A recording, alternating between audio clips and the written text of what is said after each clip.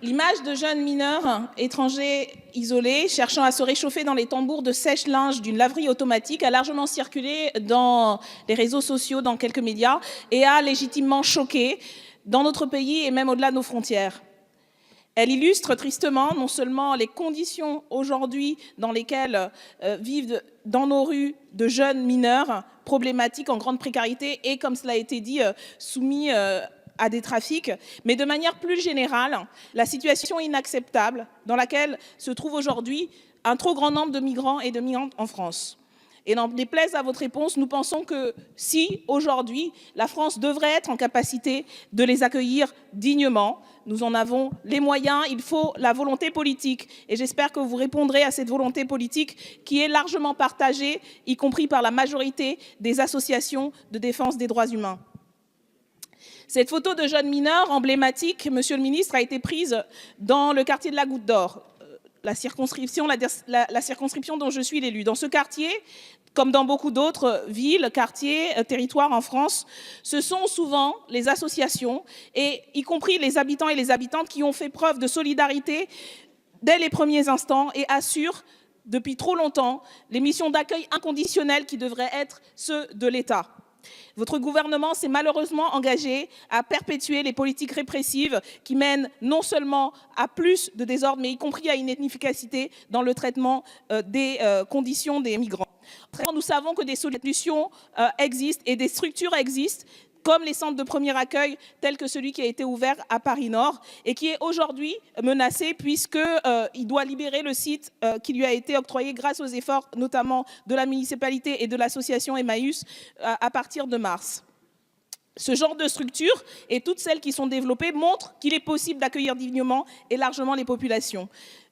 Nous voulons savoir, à travers cette question, et le groupe de la France Insoumise comme les associations, quel va être l'avenir de ce centre et plus largement, allez-vous développer le type de structure qui permettent de donner une réponse digne de l'accueil qu'il faudrait avoir aux migrants, à tous les migrants, de manière inconditionnelle.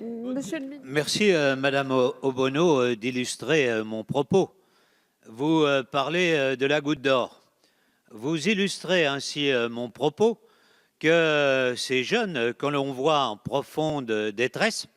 quelquefois totalement désocialisés, à tel point d'ailleurs qu'ils refusent même la prise en charge par les associations, ne se fait pas dans les beaux quartiers, mais se fait dans les quartiers populaires qui connaissent déjà un certain nombre de difficultés. Alors nous voulons accueillir dignement, et pour cela, nous menons une politique qui, me semble-t-il, pour la première fois, donne une véritable direction. Direction pour l'ensemble des migrants. Je vous signale que depuis que je suis ministre de l'Intérieur, par exemple, on en parlera peut-être tout à l'heure, dans des départements comme le Nord et le Pas-de-Calais, nous avons ouvert 5 CAES et que nous voulons ouvrir 200 places par région pour pouvoir effectivement accueillir et pour que tous les gens ne remontent pas jusqu'à Paris et posent un problème qui tente à devenir totalement insoluble. Alors oui, nous essayons d'accueillir, et si vous étiez venu visiter hier le CAES que nous avons à Croisy, que nous avons ouvert, vous ne diriez pas que c'est dans des conditions indignes que l'on accueille les migrants, parce que celles et ceux qui ont pu voir les images à la télévision ont pu voir que c'était dans un lieu assez formidable, avec surtout un certain nombre de travailleurs sociaux extrêmement engagés et avec un certain nombre de bénévoles dont je salue l'action.